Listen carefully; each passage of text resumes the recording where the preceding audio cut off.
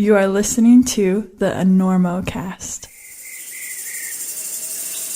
Anthropologists tell us that since the beginning of time, the hunt for three essential things has ruled primitive primates: food, shelter, and bomber protection for thin cracks. Today, before dawn, we stashed a pile of Black Diamond Camelot Z4s at the base of the thin and fierce magic line to see what kind of species we could lure in. Now we wait. Oh my goodness, our first taker is a beautiful Holly erectus. Just look at those lats. Holly erectus is known for foregoing protection altogether, but when in need, it goes for the lightweight versatility of the Camelot Z4 every time. Just magnificent.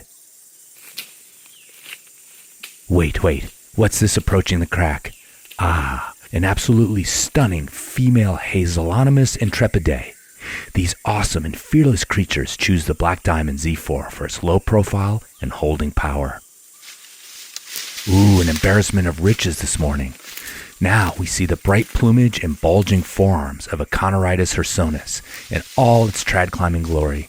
The Camelot Z4 provides the smooth, quick action these beasts need as they push into the territory of the older, more tired and cranky silverbacks. Well, our experiment today has once again proven that the Z4 from Black Diamond is the smooth action, low profile and lightweight small cam of choice for species of trad climbers all over the globe. So head to your local shop or blackdiamondequipment.com to see these essential survival tools. And if you listen carefully, you may even hear the somber call of a Didier Bertaudet echo from the cliffs.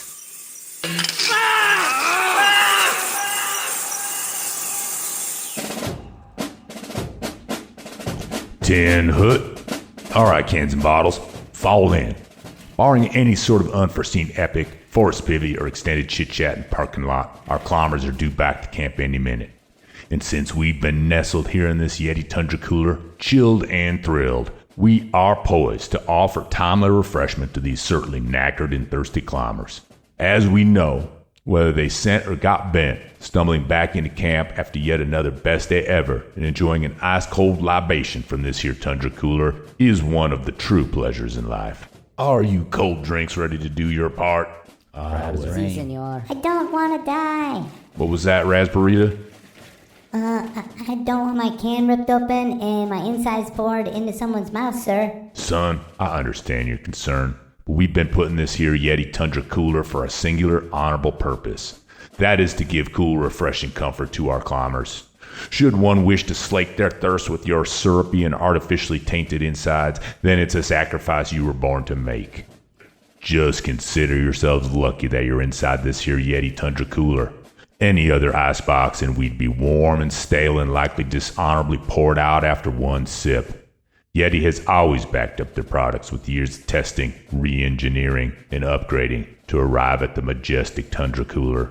In my sudsy opinion, every climber owes it to their provisions to go to Yeti.com or a reputable outdoor retailer and check out a Tundra Cooler. Stay cool with Yeti. We gotta get Listen, where you playing in town? You playing here? We're doing the Enormo Dome, whatever it is. It's terrific. Oh, it's yeah, the big house. place, that side of town. That's a big nice place. You sold it out. 20,000 seats. You really should. The hell are you doing? I couldn't sleep. I'm checking the ropes. There was a frayed end on your rope, and I'm cutting it out.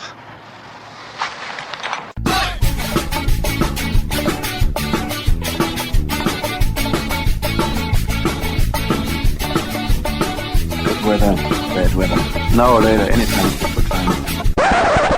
Today's show is brought to you by Black Diamond Equipment, La Sportiva, and with support from Maxim Ropes. Maxim has been keeping the Enormocast off the deck since 2012. And now we can also thank the chill folks at Yeti. And don't forget our charter sponsor, Bonfire Coffee. Go to bonfirecoffee.com and enter Enormo at checkout to get a great deal on great coffee and to support the Enormocast. And now back to the show.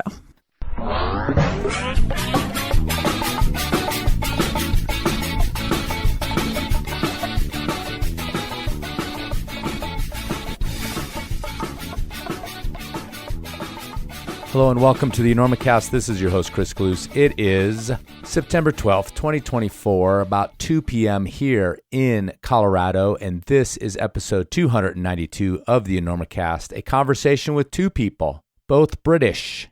One's currently from Leeds, one's from Sheffield. First of all, we have Hamish McArthur, Olympian, and kind of riding shotgun, for reasons which I will explain, is climber Holly Toothill. So yeah, I'm finally leaving on the Olympic bandwagon, about a month too late. But I was excited to talk to Hamish, and I invited Holly into the mix kind of last minute. I was up at the Arc'teryx Academy, and Hamish had been booked. Guy's really fascinating, and of course, an Olympian, finished 5th in the finals. And the day before this was booked, and I had yet to meet Hamish, this young woman popped up in front of me, Holly Toothill. And first of all, I just loved her voice. Like every time she opened her mouth, my head like whipped around. My blood pressure went down and I just smiled. And actually the two of us were waiting for Hamish to show up, and she mentioned she'd known him for a long time. Half of her life, her entire competitive life. And so I just spontaneously asked if she would like to join. Holly agreed on the spot, but we ran it past Hamish, who also agreed that it would be a good idea. And guess what? It turned out to be a great idea. So the next day, we were in my hotel room, a very nice hotel room, actually, the nicest I've ever recorded in, sitting in front of a fake fire. The two of them were sitting on a couch across from each other. I was across the table, and at times I just sat back, shut up, and let them talk to each other.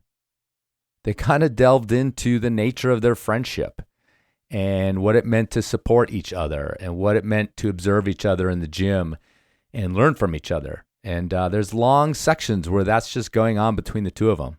And it's really, really cool. And I'm so glad they agreed to do it that way, because I think I got a little something different from a couple competitive climbers. I've never actually interviewed competition climbers in this much of a relaxed fashion. It helped that they were up all night beforehand, I think. Holly's brain in particular I could see gears grinding from that lack of sleep. But I think it lent itself to sort of a casual candidness that really comes through here. So if they had gotten some good night's sleep and been all jacked up on coffee or something, I think the interview would have been a lot different. And of course, it's nice to have a face-to-face interview. I got Holly Toothill's voice through a regular microphone, not through the internet. I think you're going to love it. And it was back to that old Enormocast vibe, that mercenary vibe of hitting people up in my hotel room and getting them on tape face-to-face. So all the good stuff. I'm really excited about this one. I hope you guys are too. But one thing before we get there is that I would like to thank you all for your indulgence on my commercials. I got some epics going right now. That happens sometimes. They get long and weird, and I just run with an idea. And yeah, I appreciate you listening to them, or maybe you don't. But if you skipped those, you probably skipped this too. So we're not talking to those people, are we? But remember that this is a advertising-supported podcast. It's one of the few climbing podcasts left that does not have a Patreon paywall.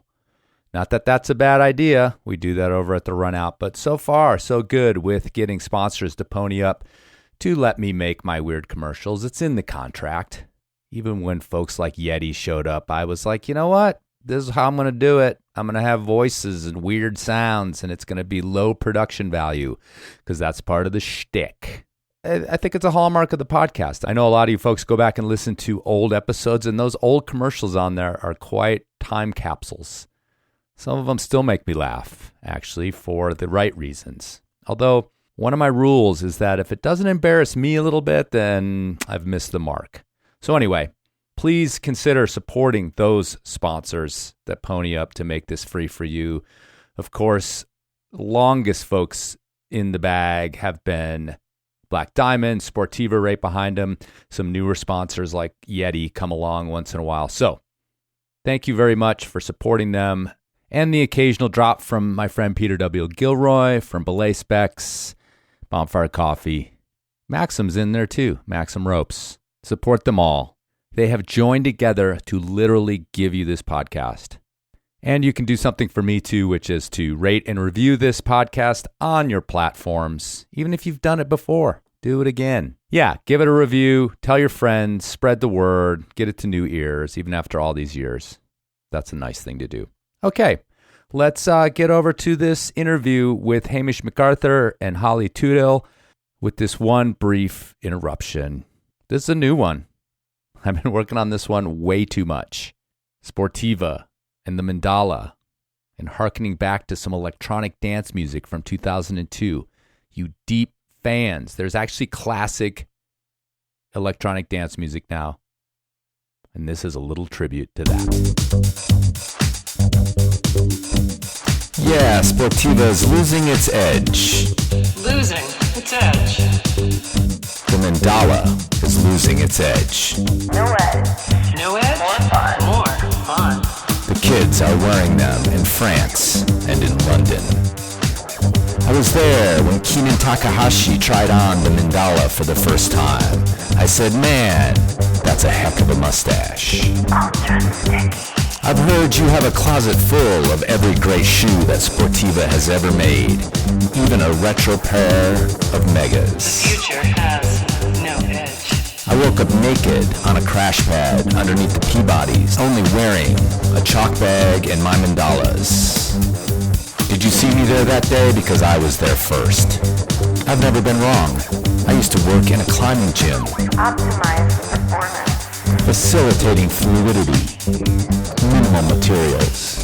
Sticky coated toe box. Supreme grip.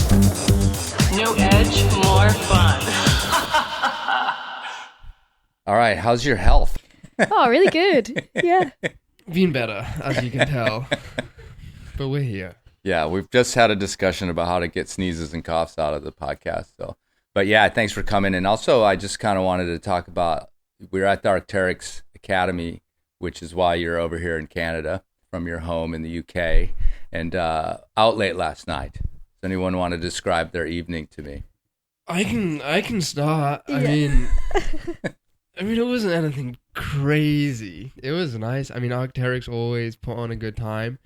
At the end of the academy, we've kind of been slightly relegated from forest raves. I feel like there was some complaints about that from somewhere high up. But yeah, it was great. And just big group of people in a lot of Gore-Tex, really, in a Sgsmå art gallery. It was really good music. Yeah, going late. Yeah, good sets, good people, and yeah, like you say, in a art gallery space, it was really nice. Well, I want to ask you guys some questions about sort of your understanding of the legacy of what you guys do in the UK climbing scene. But of course, like electronic music has always been this like through line with at least the bouldering and sport climbing and hard rock climbing people. Does that like continue on? I mean, do you feel that sort of like through line from the olden days, even though sometimes you listen back to that version of it and it sounds quite quaint? The music. There's definitely some culture there. The UK scene is inextricably linked to that kind of music. I mean, even just through the climbing films and the Ben and Jerry era, there's definitely pressure to listen to techno. Yeah, I would for say. sure. Especially in Sheffield, where you're from. Yeah, I feel like it's definitely, to me, a new sort of genre that I'm kind of exploring listening to and experiencing at events like this. But yeah, watching like old films, like climbing films, it's like there. And yeah, the scene in Sheffield is really good for it. So.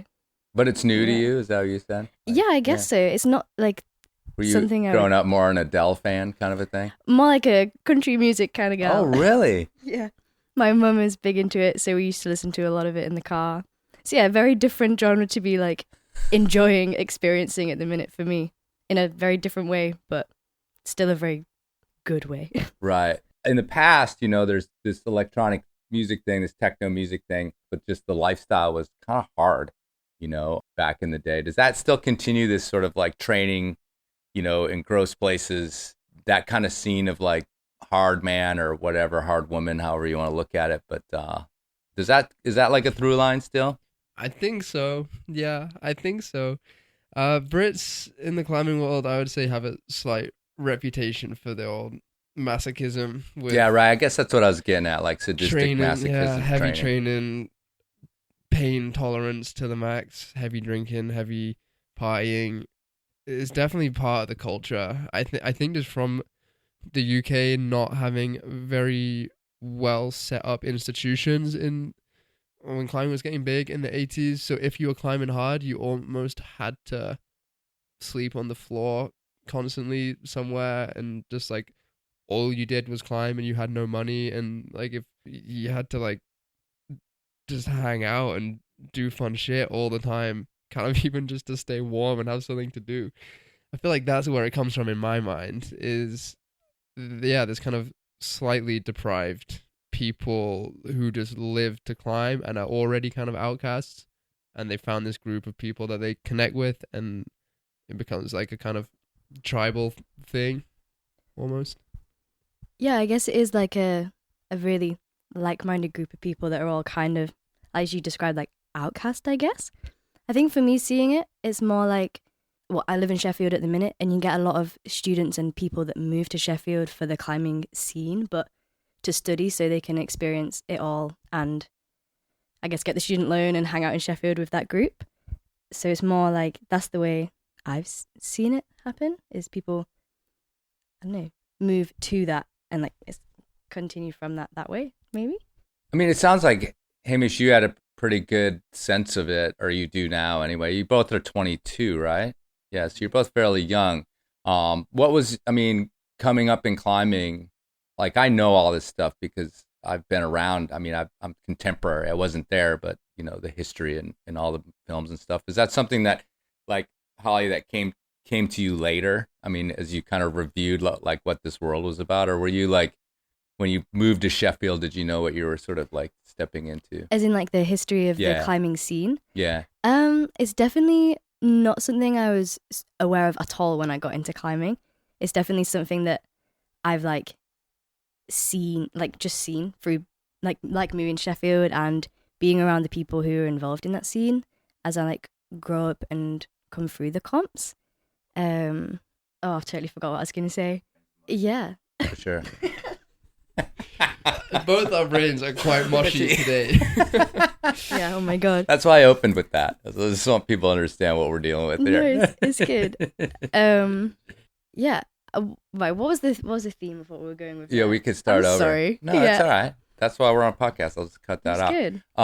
Just asking you about whether you kind of understood this legacy, or what the British climbing culture and scene had been like in previous generations, when you were coming up, when you were sort of a younger competitor climber. Yeah. Or were you just like, I love the gym? I mean, pretty much. Like yeah. I grew up I got into climbing properly through climbing inside, and I remember when I live in North Yorkshire in like the middle of all the grit scene, and I kind of viewed it as a playground when I was younger.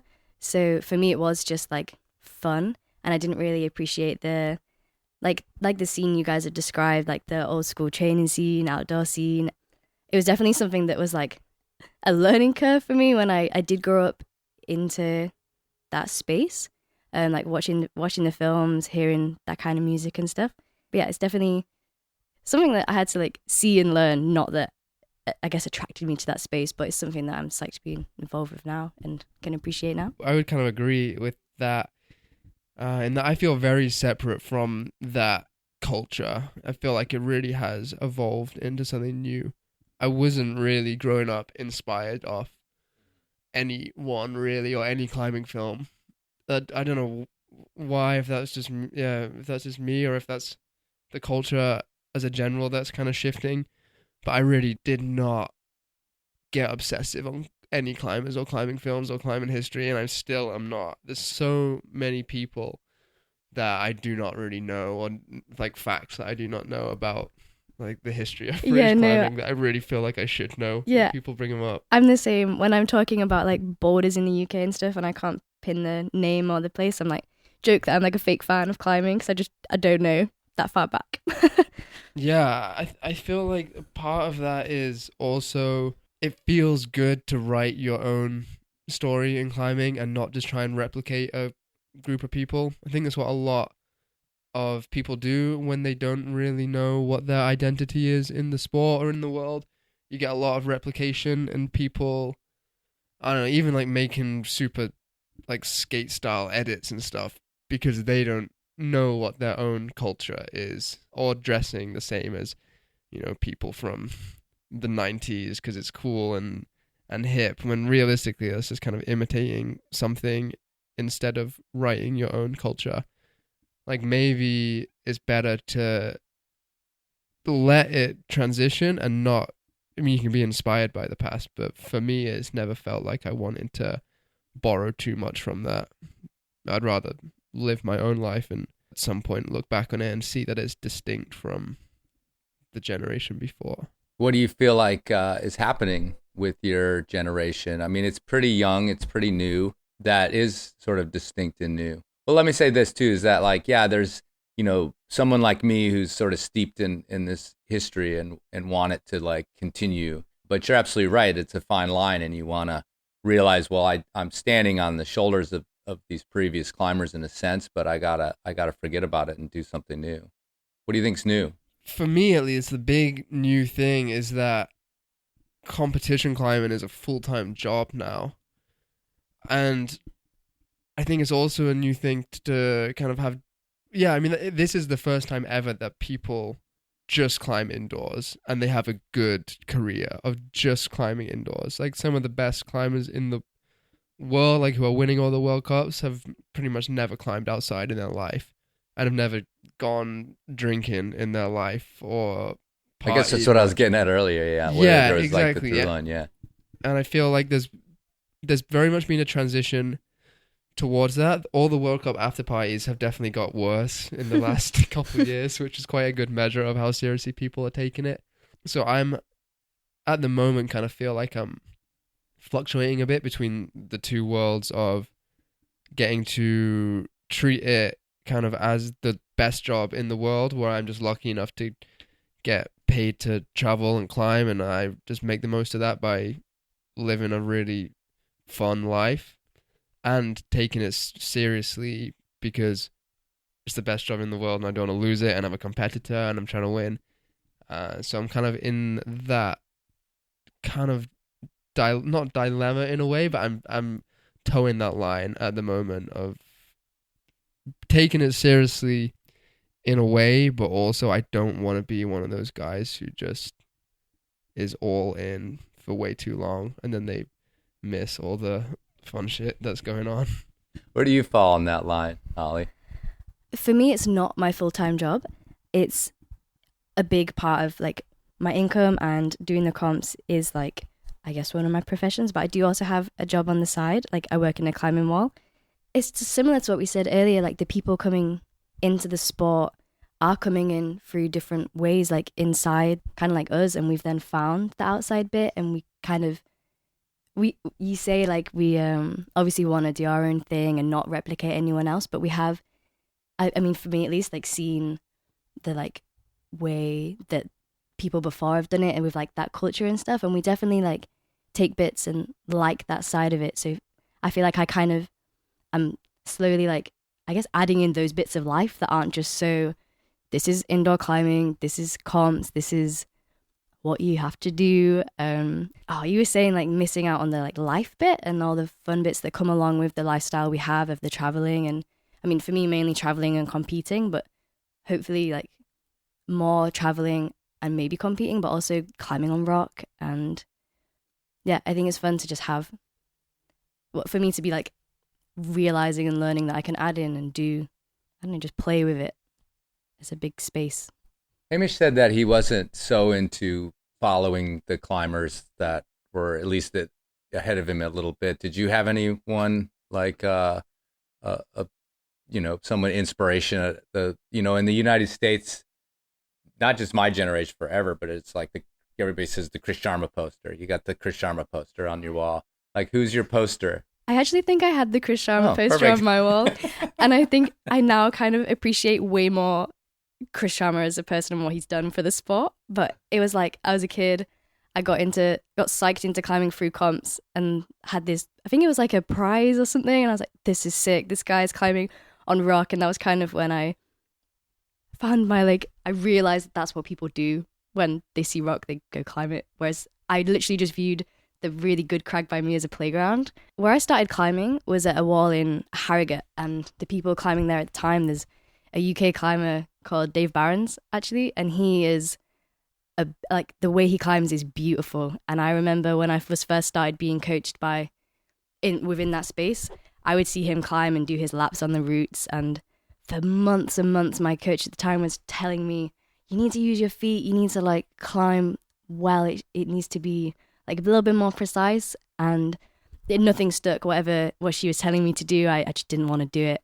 And I remember seeing Dave climbing there one day, and I was like, holy shit, this looks good, like the way he's climbing. And I think he was like the first climber I'd seen that I was like, yeah, okay, this is cool. I want to climb like that and have that kind of style and look that in what I'm doing when I'm on the wall.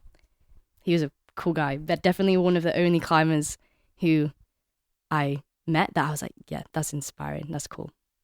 Dave's a legend. Yeah, he's cool. Really cool guy. He said I was uncoachable. Yeah. What was he getting at with that? I was just a little terror. Yeah, I was just a little terror. I was just excessively energetic when I was a kid and just couldn't listen to it. Yeah, I just would wear like climbing shoes are way too big, and I just would run around, and I really just could not sit still. Just so much energy for climbing and generally. Yeah, that's changed. I still have energy for climbing, but I find it very easy to sit still. It's changed this morning, that. Yeah.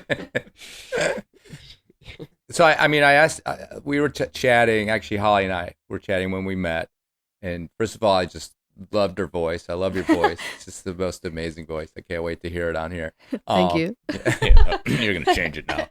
But also, like, Hamish hadn't showed up yet. And you're like, oh, yeah, I've known him. I think you just mentioned that you basically known him all your life. And that's when I said, well, you guys do it together.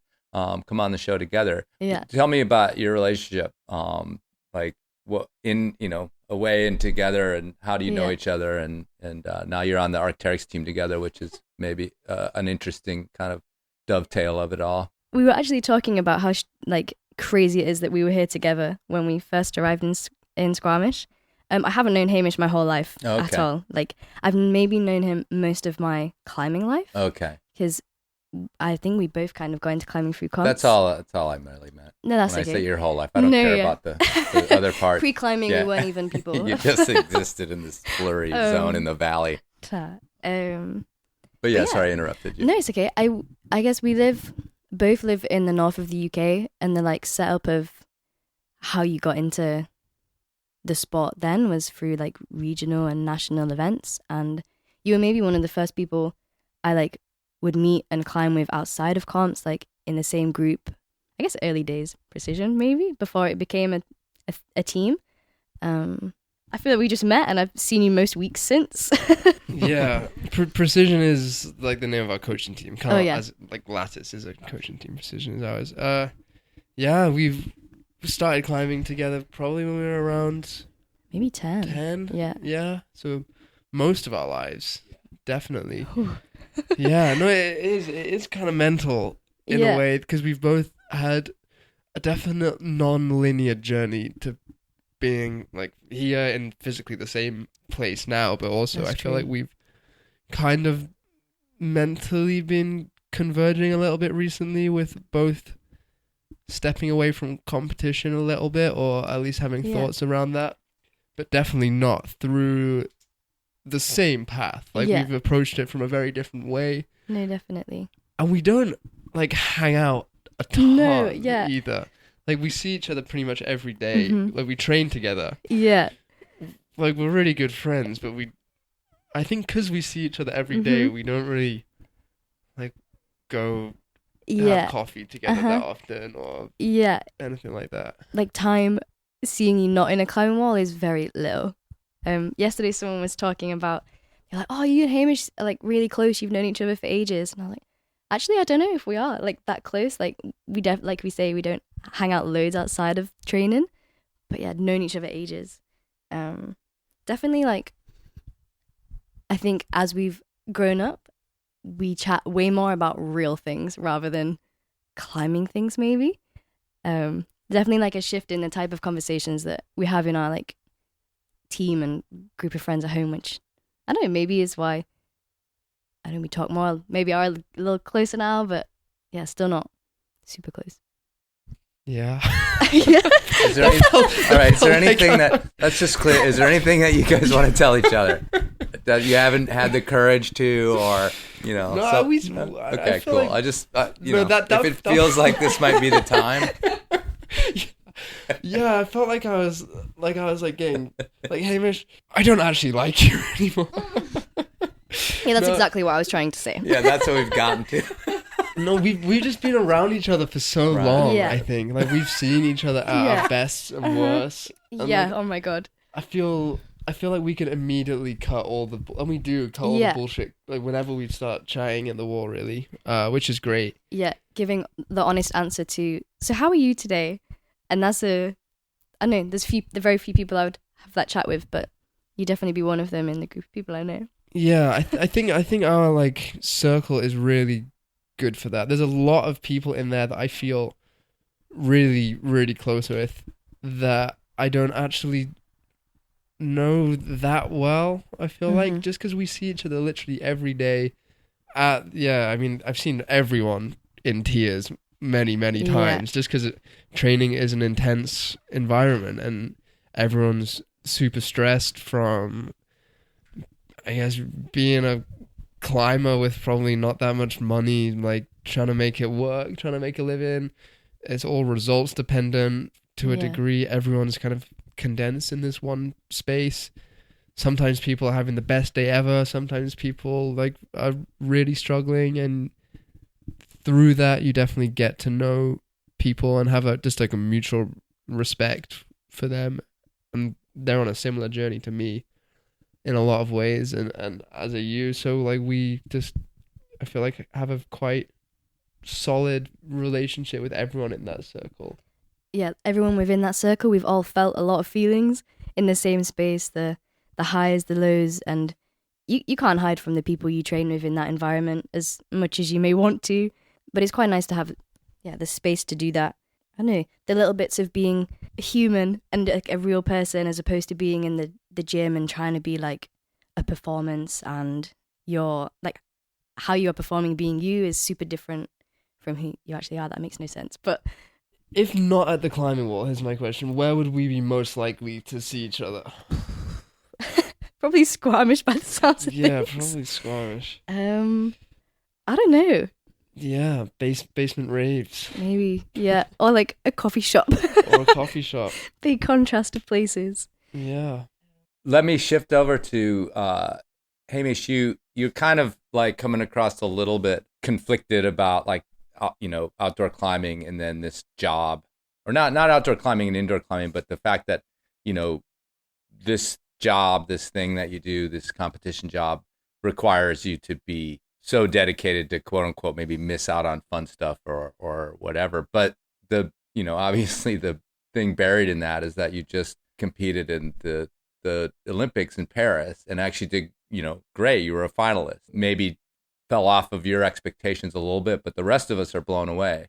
And so it's kind of funny to hear you being like, I don't know about this whole competition thing, and yet here you are sitting in front of us as an Olympian. So let's get to that a little bit, and maybe you can, Holly, sort of as an observer of him on this path. I don't want to focus too much, but yeah, this part of the story will be from you, Hamish. Like, talk a little bit about that pursuit and where you sort of surprised yourself or where your path was clear going towards that. Well, I think the first preface for all of this is that I definitely did exceed my expectations. I really did not think I was going to qualify for the Olympics, let alone qualify for the finals, let alone barely miss the podium. Like, it was all just been such a whirlwind kind of since the start of the year. I really kind of accepted at the end of last year that I did not want to carry on competing. That was something which I learned to come to peace with. I did not intend on doing so well, really, at the first Olympic qualification event. I was going there with very much an idea of, well, I've like qualified for the qualification event. I may as well show up and just like do it my own way. But really am just excited to go to Squamish at the end of the year. And then I did really well there. I made the finals, and I was like, oh God, now I've kind of have to do some more mental gymnastics to try and actually qualify for the Olympics, because if I can, I may as well, and like see where that takes me. And then I did qualify, and then again, it was like, oh God, now I've actually got to go and compete at the Olympics. I wasn't expecting to. I kind of had decided that I didn't even really want to. And then I was there, and then I actually like had the best time of my life. So I'm definitely a conflicted human in a lot of ways, I think. I very much live at both ends of the spectrum on all sorts of things. Competing is just one of them, where I find myself at both extremes very often. Like some days I wake up and I really see like competing and trying to win as a really powerful and beautiful motivator, and then some days I wake up and I'm very aware of what it does to me that I don't like when I'm in that competition state. Like I get way more just inherently selfish, I feel like, when I'm trying to compete. It just affects lots of little things in me, and they really are little things. They don't turn me into a monster, but I hold a very high standard for myself in my like relationships with others. At least I really try and be a person that I'm proud of at all times.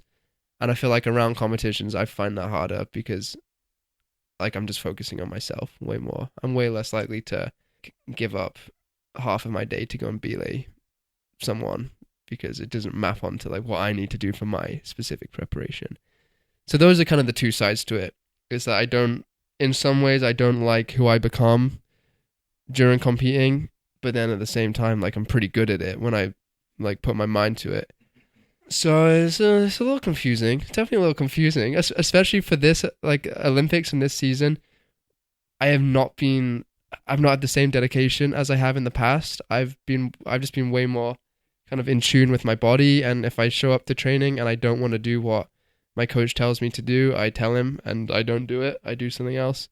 I've gotten way better at listening to that instinct, which in the past I would have thought is laziness and something that I need to change. But now I'm realizing that it's really not. And I actually do perform way better when I think about climbing and winning way less. And I just focus on like chilling out a little bit more.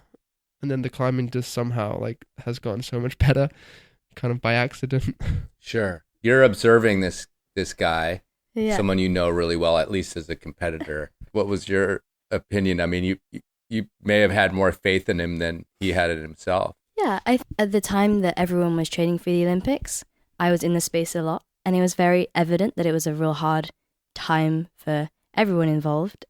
Like mentally, I mean, like to prepare for an event like that. And yeah, it was quite obvious that like maybe it was like a different switch with Hamish. Like you could kind of see the little conflict like day in, day out, because like you described, some days you'd come in and you'd be like way on it, and other days you'd come in and like sometimes it'd be like you almost maybe weren't there, not in a like bad way, just like purely in an observational way. And through knowing myself going to comps, I know how it is to come in on those days and be like, whoa, just I don't know how else to describe that, just it's overwhelming.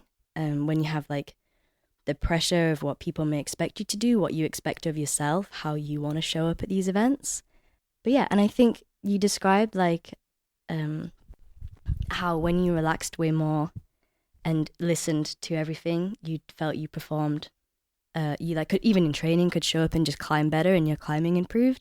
And that's definitely something I can understand myself, and maybe didn't do then, but like at the start of this year, I found way more. So it's kind of cool, like in hindsight, seeing you do that, and maybe at the time not understanding why some days you'd come in and be, I don't know, maybe quieter and not so psyched.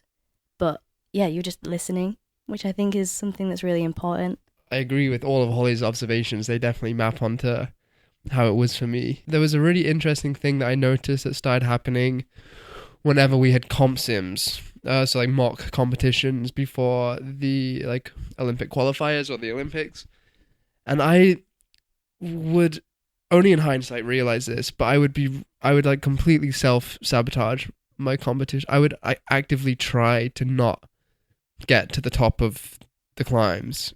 And I didn't, at the time, in the moment, I didn't realize that. I was not like I was climbing badly, and I knew I was climbing badly, and I knew that at any moment I could stop climbing badly and just do the climb that was in front of me.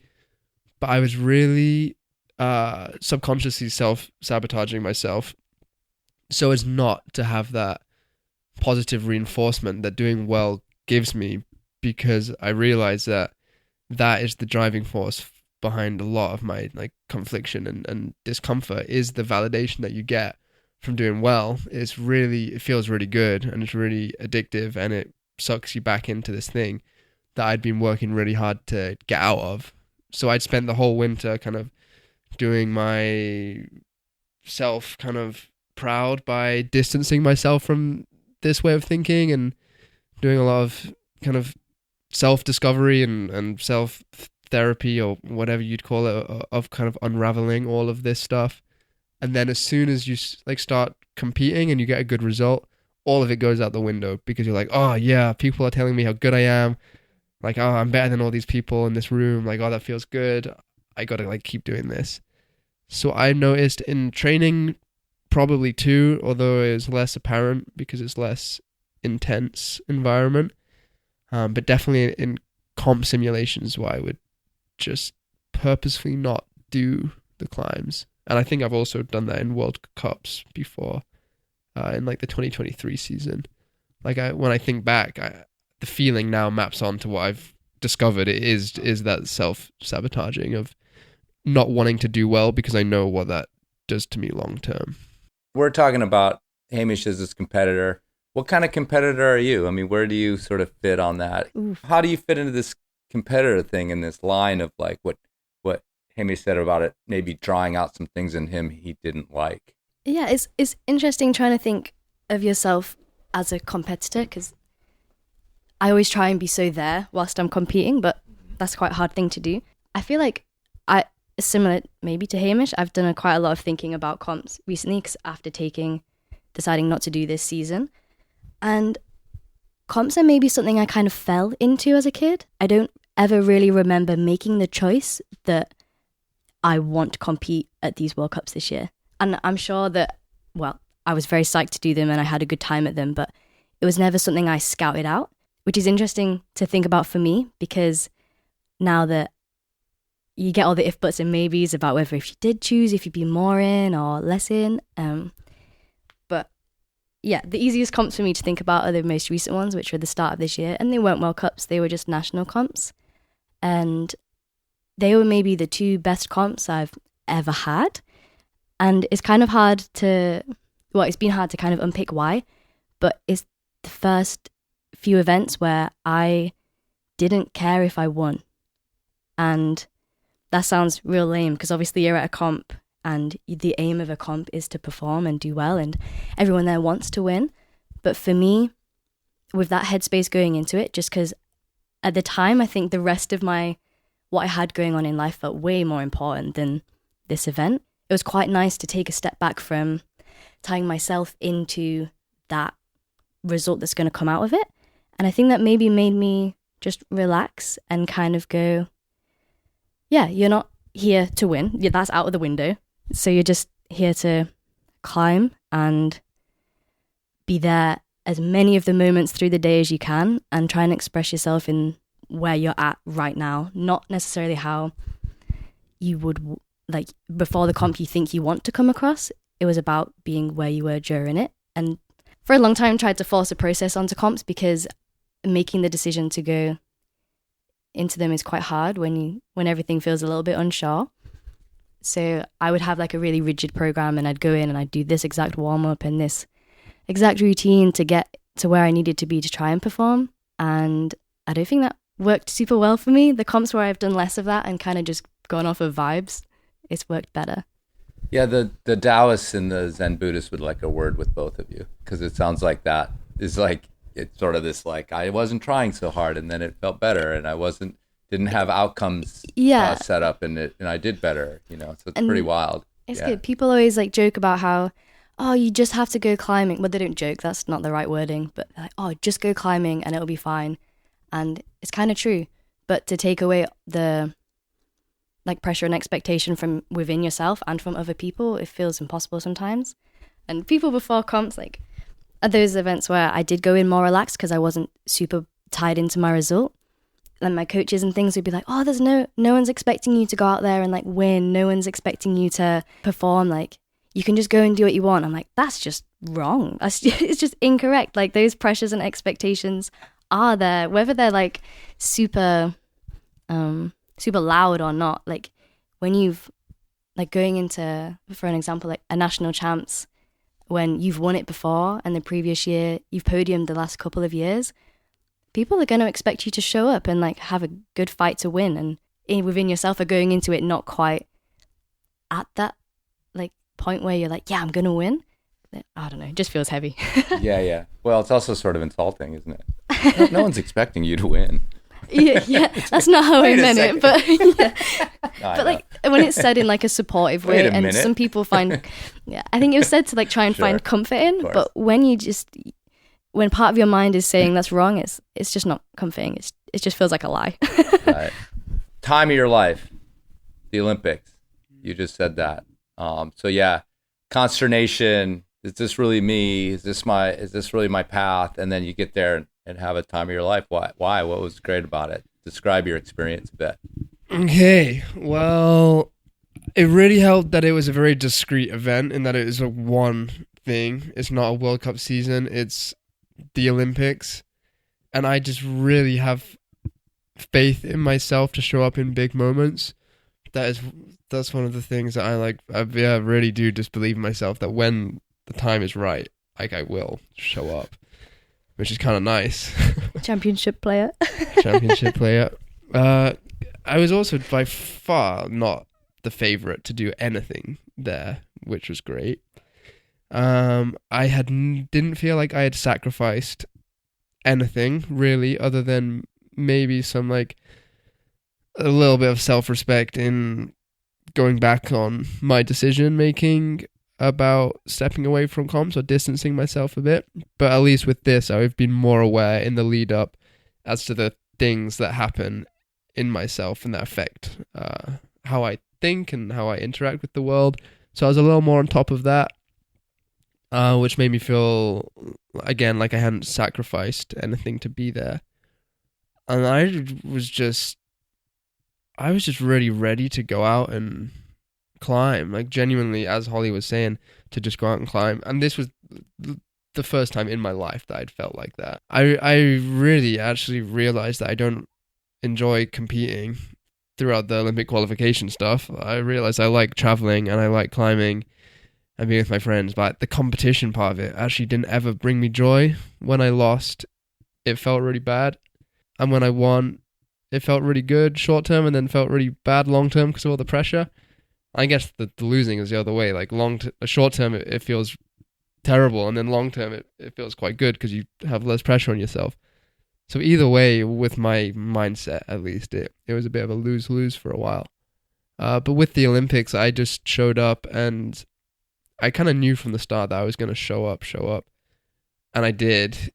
And I also knew from the start that because it's such a big event, a lot of people who should be beating me would flop, in a sense.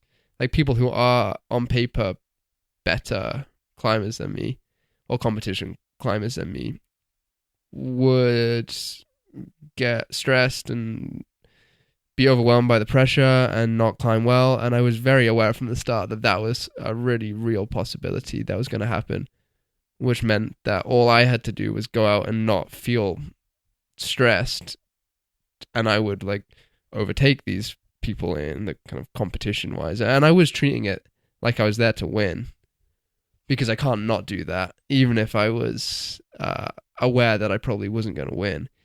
And I'm quite glad I didn't as well, because people wanted to win way more than I did.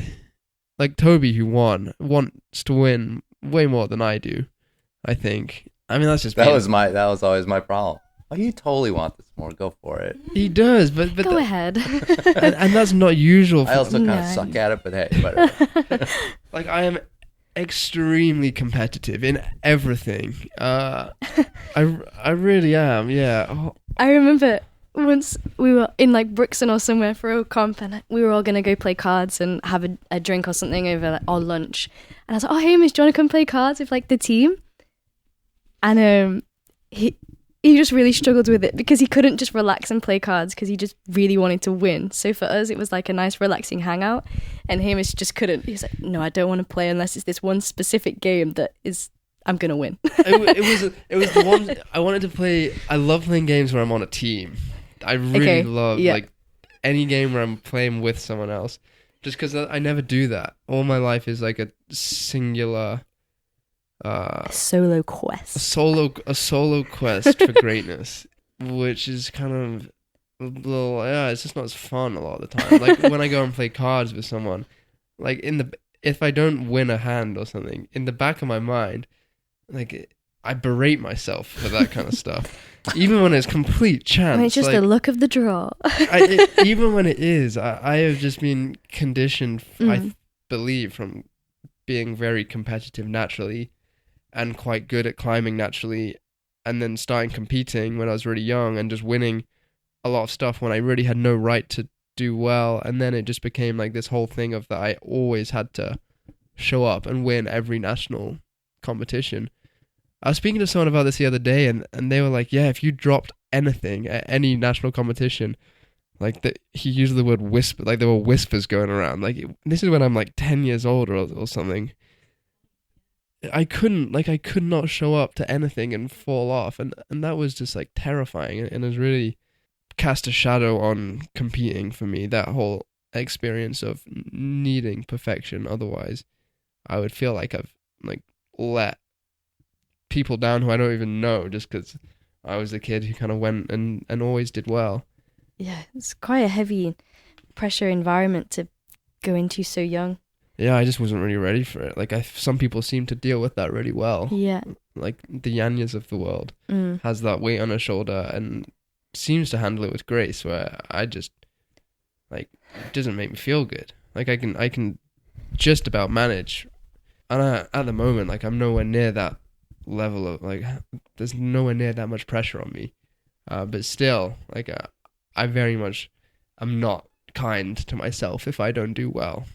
And that is something which I'm trying to move away from, for the obvious reason of like life would be more enjoyable if I wasn't beating myself up so much. Yeah. And if that takes moving away from comps a little bit to kind of do some healing of that and branching out into all sorts of other forms of climbing, then this sounds pretty good.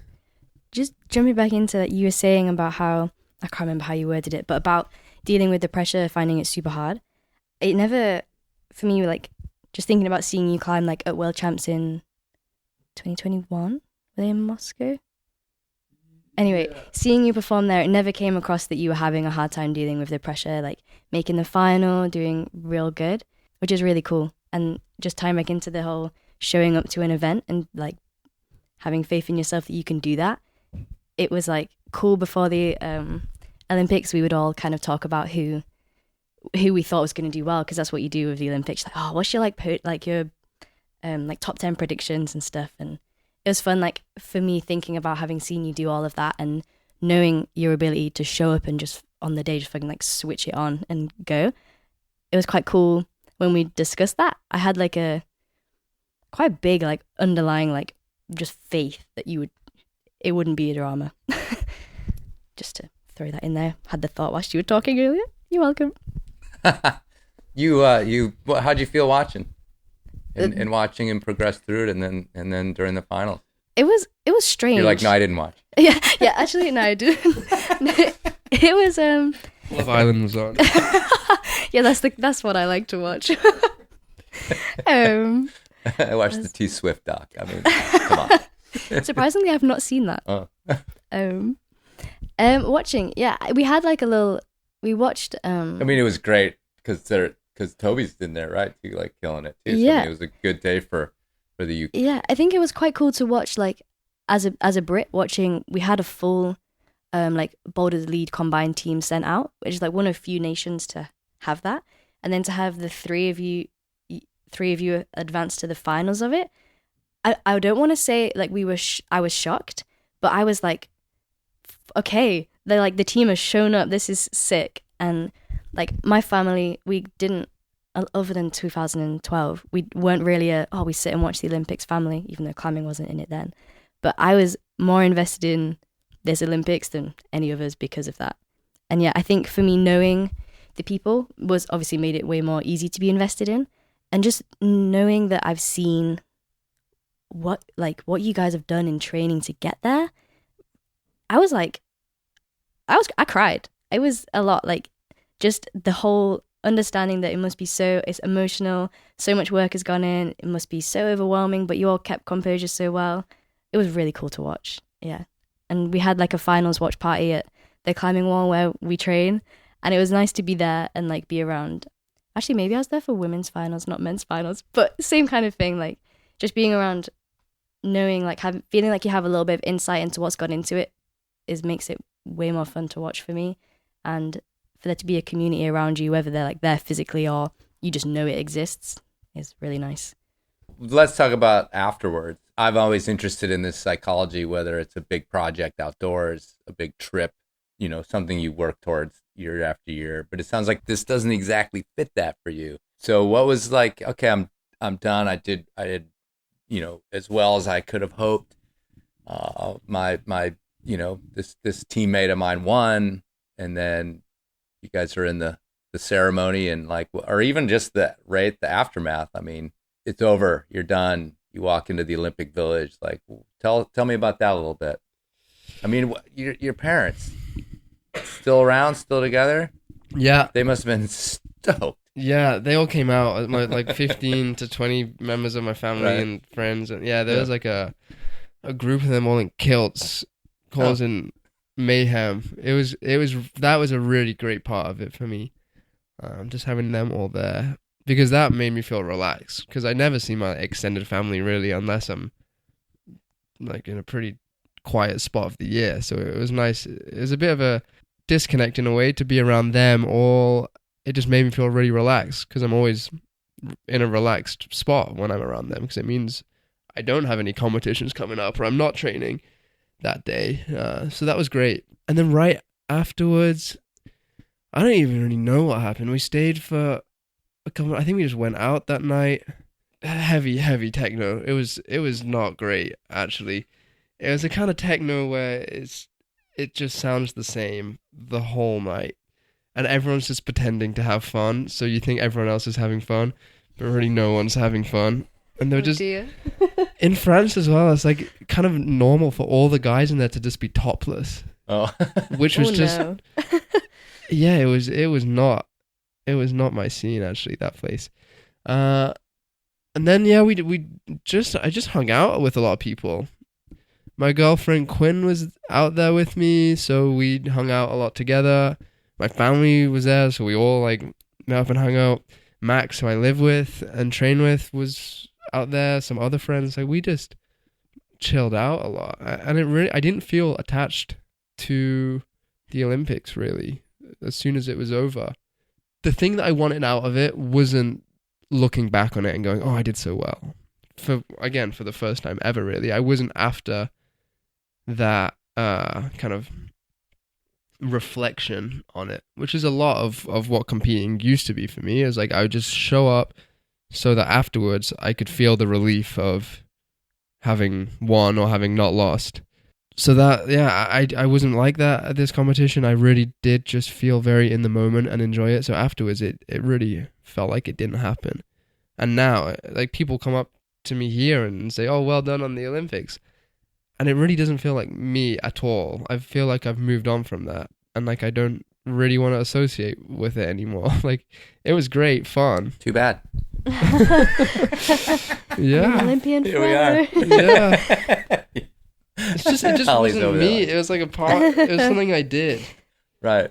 It's not something I want to associate with. It's not something I want to rely on, I guess, as... I can understand that. Yeah. I think I can understand what you're saying. Yeah. I'm not going to try and rephrase it in any way, but... Yeah, I feel like I didn't do great there. I mean, there's opportunities. Because I know you've spoken on sort of like... Well, even in here, you talked about how difficult it is to be a competition climber and make a living and to make ends meet and things like that. And maybe they should be you guys should be compensated better and things like that. But there are opportunities. Or is that just not?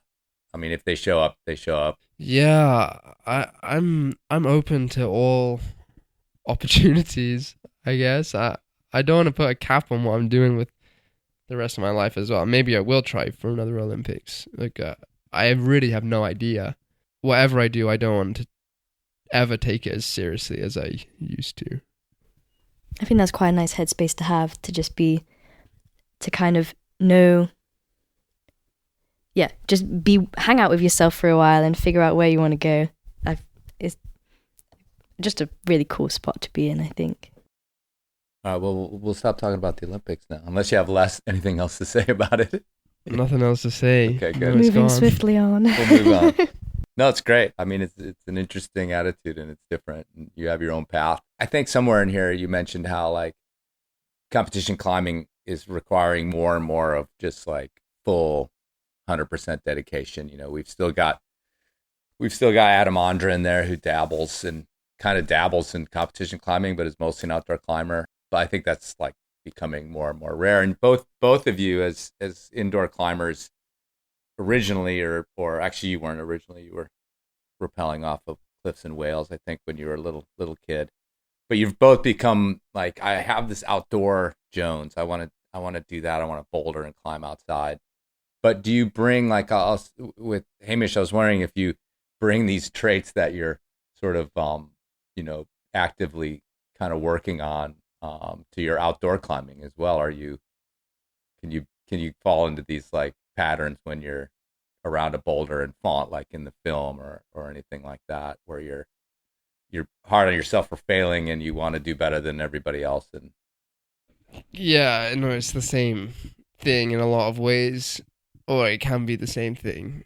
I think the biggest difference is that you're generally surrounded by less people who are like-minded, in that it's way easier to work on yourself in that sense when you're climbing outside, because you don't really have it's just such a strange thing in competitions to literally be ranked from 1 to whatever.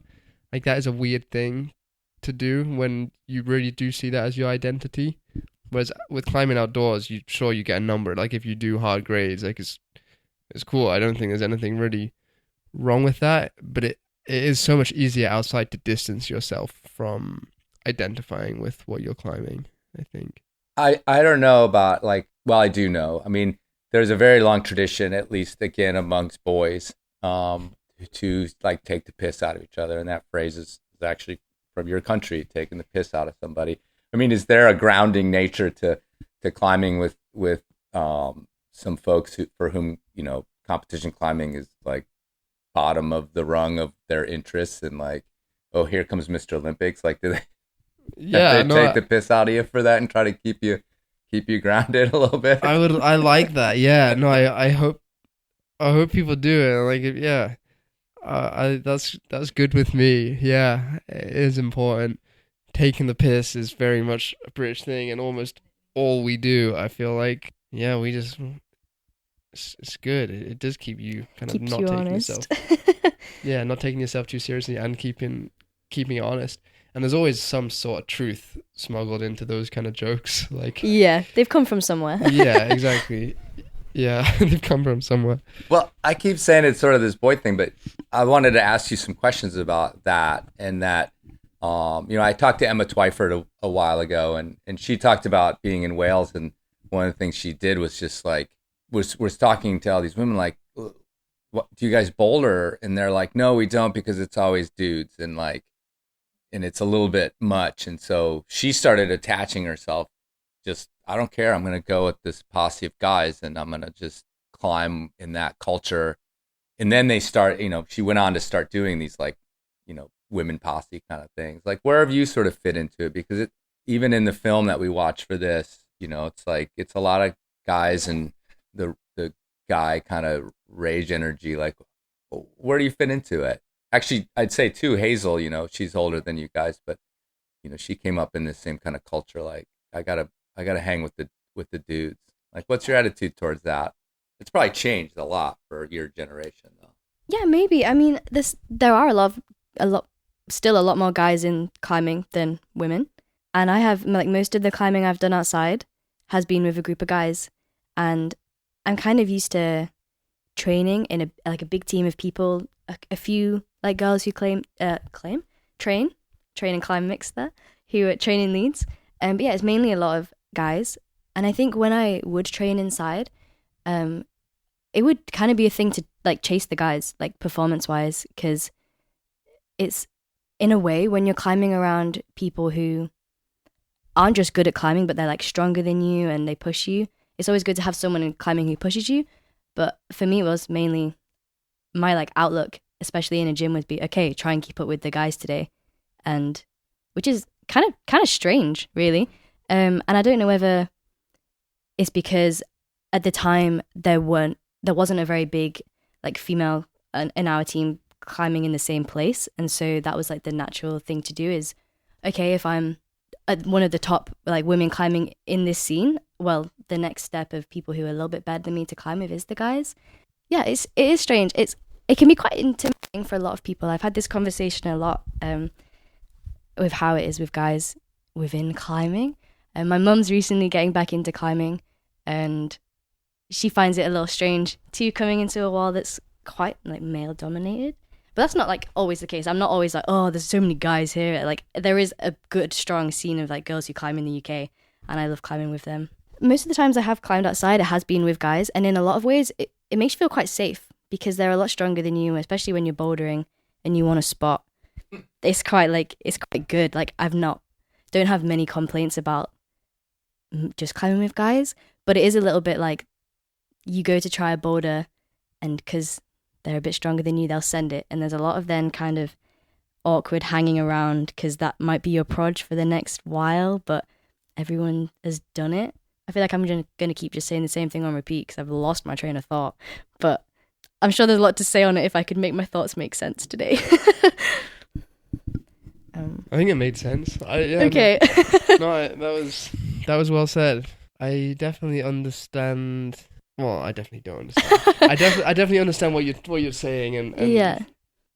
From the outside, I think where we train is generally quite an inclusive environment for all sorts of reasons, but I've been to a lot of other places where it would not be like that.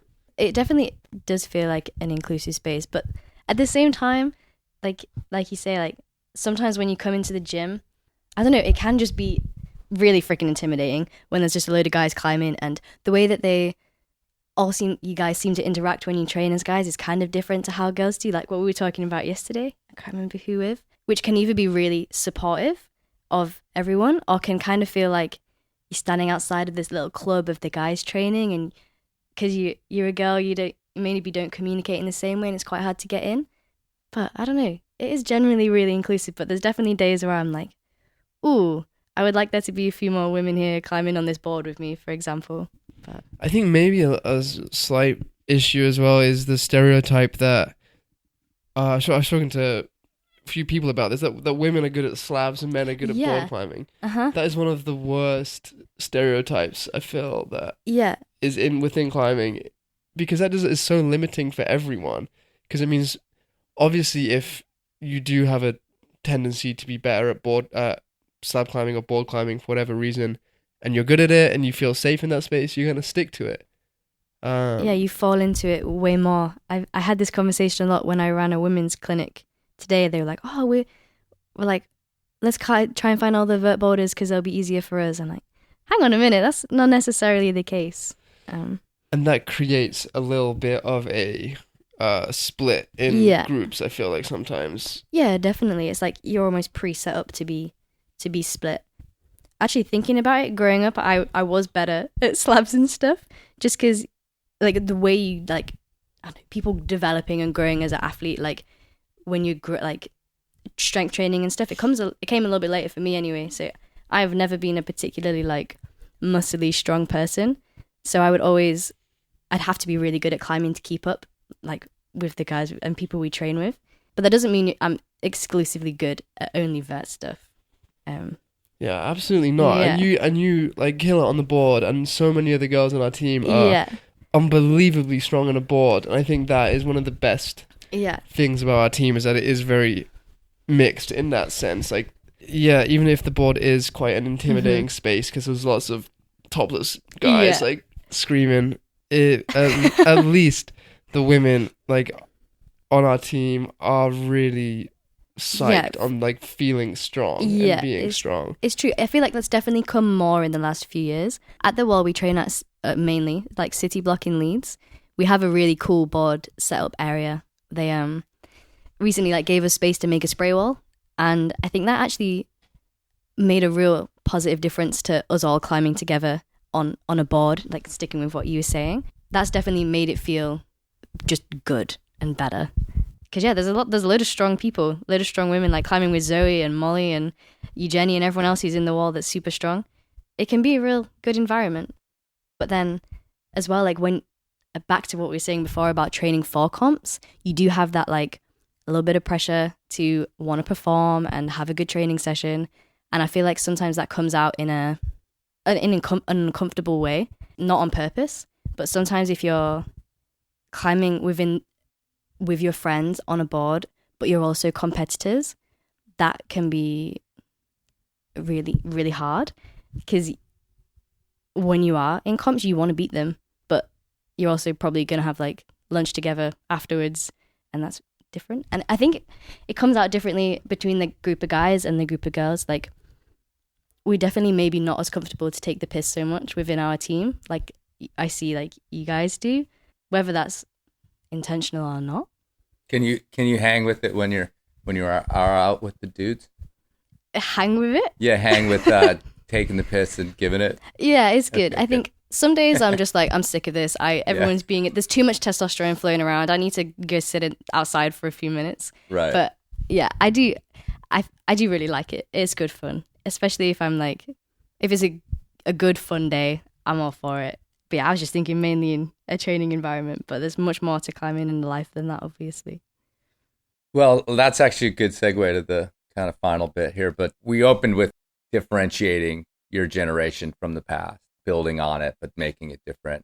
But I've noticed in my whole life, and then watching current generations, that climbing and it still sort of like forces us into, you know, these roles that we play. And there's, you know, you go to the boulders and you said the guys are all kind of acting the same and they're all saying kind of the same things. And we talk about climbing in the same ways. There's a way you're supposed to sort of cavort at the boulders or at the crag that we all fall into. And maybe it's just because it's efficient and that's how you're supposed to do it. But what do you guys think about your lives beyond climbing? And what are you sort of into? Because that's a real way to be your own person, is break some, you know, do something different when you're not playing these roles, entertaining the crowds, whatever it happens to be, where you act a little bit differently, or you act a little bit like in a cage or something like that.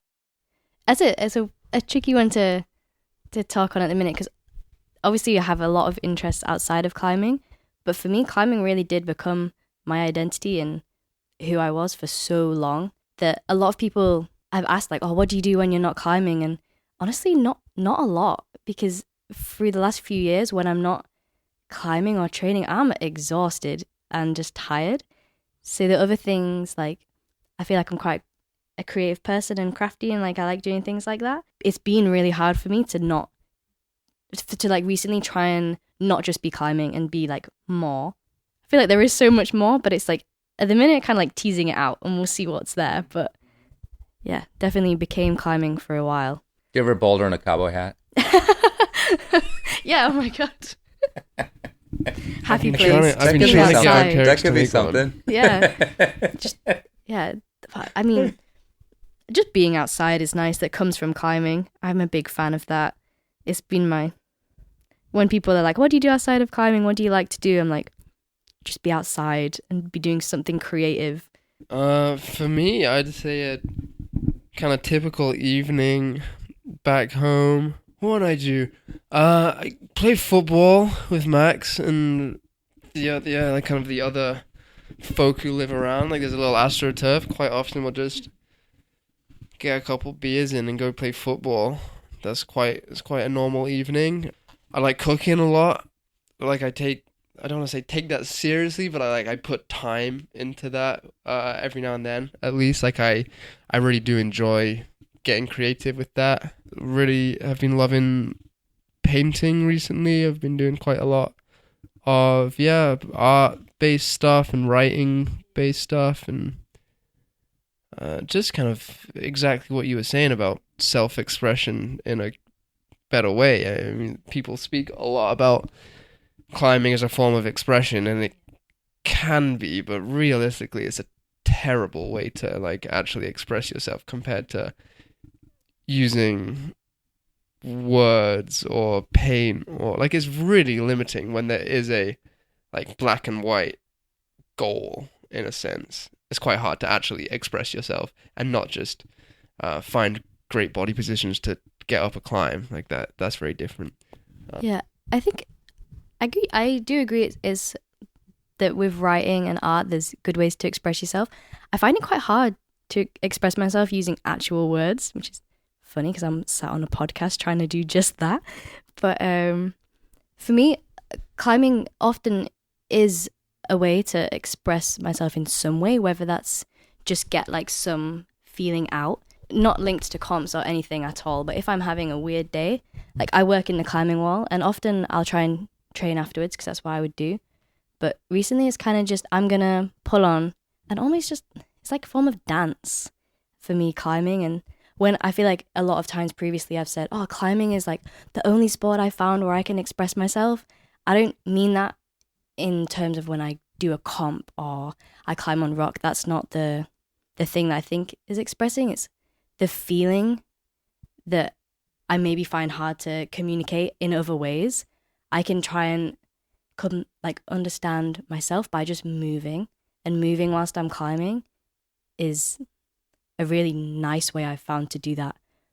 But it's very separate from how I would do it in a comp. That's almost not me expressing myself in a comp because that's my performance. But when I'm in the gym and I've had like a 6-hour cleaning shift and I just need a little bit of space, I'll just, I don't know, pull on and see what my body wants to do and kind of organize things physically rather than trying to find a way to put it somewhere permanently, I guess. Yeah, I like that a lot. Yeah. The performance side of it in competing or trying something hard outside is in most cases not a good, in my experience at least, expression of self. No, mine too, I think. But warming up is a really great way to do that. And even if you're not warming up for anything, I think mainly. Yeah. That really lets you breathe easier for me. But yeah, you go. just understand how you're feeling. I'd say. Like, even if it's feeling pretty tense and uncoordinated, that at least is... That's what you're feeling. Revealing, yeah. Yeah, it's definitely something I've played with more in maybe the last year than I have before. And sometimes that's my whole session. Like, especially the last few weeks, it's been like, oh, I'm going to see what happens. And often I'll pull on, do a couple of moving about. And I might not, to the outward eye, have a very productive session. But everything upstairs gets quieter, which is sometimes all you really need out of a climbing day. What's a dream place that you have not been yet that you want to climb outside? Tying back to the fake fan thing, I feel like there's a lot of places I just don't know that I would probably love. Like here, for example, before I came, I didn't really appreciate how much was here. I don't know, like maybe Switzerland. I've not been there yet to Boulder, and it looks very pretty. But again, if I had more info, maybe there'd be somewhere crazier that I would find cool. Hard to put a single answer on it. There's just so many places. I'm more excited for the lifestyles of living in different places. I'm going to be in the US a lot this winter and next year. I'm thinking of, just spending pretty much the whole year next year around here climbing, based out of Squamish, hopefully. But I mean, there's the buttermilks, which are very high on the list of places to go. I really enjoy climbing in Wyoming. I was there a bit last year. Love that spot. Like, it's just beautiful. There's just so many beautiful places, and it doesn't really matter in a lot of ways. As long as there's good rock, which there is pretty much anywhere, it becomes more about the other things, I think, like who you're there with and what you're there for. When I'm thinking of the area that, or like somewhere I want to go climb, I'm kind of thinking about what it's like as a place and its energy, as opposed to necessarily the like routes or boulders that are there. It's very much where would it like be good to go that feels good? They like country music in Wyoming. Nice. Maybe there's my next spot. I have a dream of moving somewhere around Wyoming area. Just imagine this. Imagine the scene, right? Set it up. Imagine cowboy hat on. Sure. You got a horse. You're doing the approach on a horse. Can you? No, you can't drink and drive on a horse. I was thinking that. I looked it up earlier. I don't think anyone's going to have a problem with that. No, in Wyoming it'll be fine. Yeah, you're fine. Okay. You can almost drink and drive in Wyoming. Okay, true. Yeah, a little cooler. You got your pads on your back. Sure. Again, to reiterate, you're on a horse doing this approach. Don't forget about the hat. You got the hat on. Maybe like a little beer kind of somewhere in the hat. I just think that sounds great.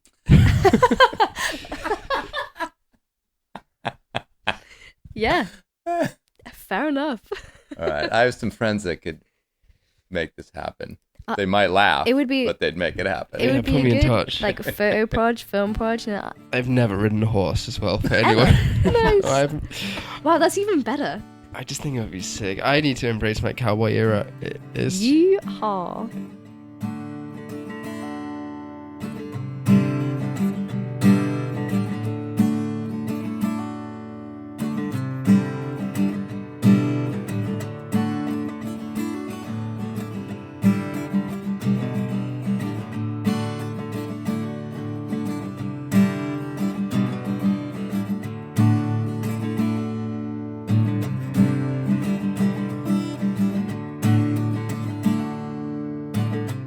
All right, folks, thanks for listening, and thanks to Hamish and Holly for showing up and sitting down after a long night.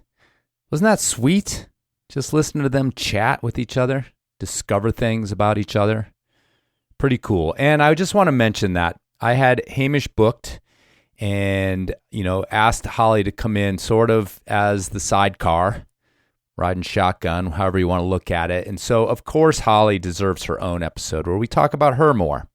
And that was just not kind of the way this one was set up. And Holly and I have chatted a little bit about that. We'll probably do that in the coming year. So love to hear more from Holly and looking forward to seeing what Hamish does with all those contradicting ideas that he has in his head. I'm sure he's going to be fine. You can follow both of them on the Instagram. You know what? Just look for them. They're out there. Both of them under some version of their names. Do it. Follow them. Find out what's going on in the UK.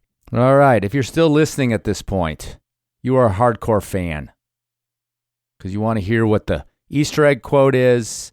But also, I've just, for the hell of it, tacked on a longer version of the Sportiva Mandala commercial with all the things that I just said. I just listened to that track, which sort of mimics I'm Losing My Edge by LCD Sound System. If you didn't figure it out, although that is my version. I recorded that myself, playing bass and, of course, using the iPad and GarageBand and all that stuff. So anyway, I just sort of stream of consciousness right along with that. I got all of it here at the end for the super hardcore fans, if you want to stick around. Okay, hope you're enjoying September. Good day to you. And don't forget to check your knots.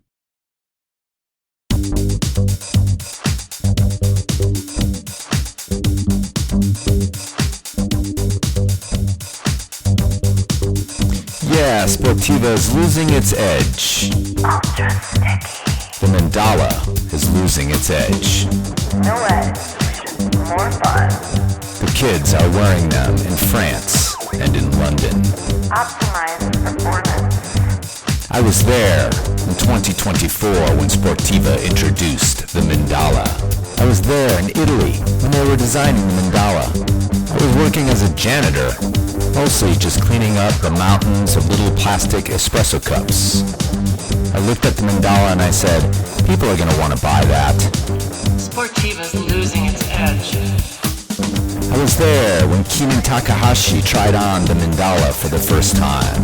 I said, man, that's a heck of a mustache. And actually, that guy is really pretty nice. But Sportiva's losing its edge. The Mandala's losing its edge. I've heard you have a closet full of every great shoe that Sportiva has ever made. Even a retro pair of Megas. Losing its edge. I hear that all of your ascents are more relevant than my ascents. I was there when you sent your first V4 in a pair of Mandalas, surprising yourself and frankly everyone around you. Optimized performance on the most complex routes. I can hear the footsteps of every gym climber walking around in their Mandalas. Take them off when you go into the bathroom, please. No edge, more fun. I was the first one to tell the pad sniffers about the Mandala. Smells like Skittles in here. I've never been wrong. I used to work in a climbing gym in 1997 in Southern California before most of you were even born. No edge, more fun. I've climbed in every single one of Sportiva's climbing shoes, and I've never fallen once. If you can't hear the future breathing down your neck, it's because the future has no edge. I woke up naked on a crash pad underneath the Peabodys, only wearing a chalk bag and my Mandalas. Did you see me there that day? Because I was there first. So lose the edge before you lose your edge. I once used a Sportiva Mandala to drink Baileys from a shoe while sitting under Sleepwalker, sending it before anyone else after an all-night rave in Las Vegas. That's right, me and my Mandalas were there first. La Sportiva's no-edge technology means that these shoes are sensitive, facilitating fluidity, minimal materials, sticky coated toe box, supreme grip. You too will have supreme grip. More fun is what they say at Sportiva.com. I've heard they have a compilation of all their no-edge shoes at Sportiva.com. Go there. Get there while it's still cool and it's not too late. The Mandala from Sportiva. No edge, more fun.